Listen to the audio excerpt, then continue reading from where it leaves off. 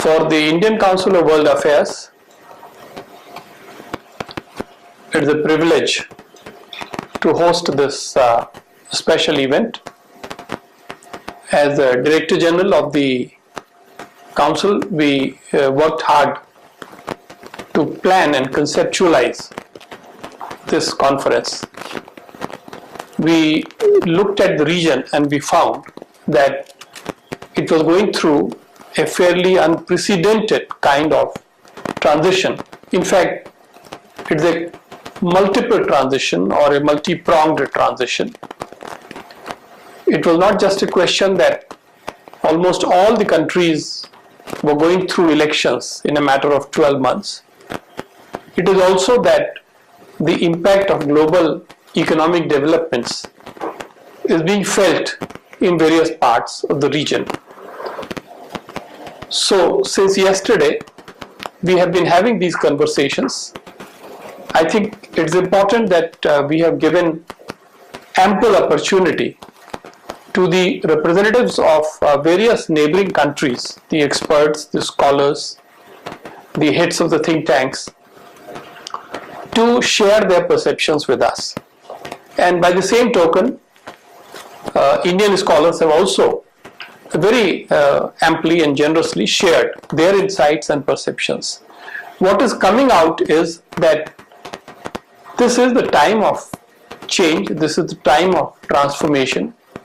Either new governments are in place or they will be in place, starting above all with the country India, which has 75% of the share of the region's population and 80% of GDP. So with these changes taking place, I think all governments have to think seriously as to how they could contribute to expanding the interdependence in political, economic and various other fields. What also came out, particularly in a conversation among economists, is that economically the region is still not integrated, it is not truly interdependent, and that the politics of the region often discourages, if not prevent it.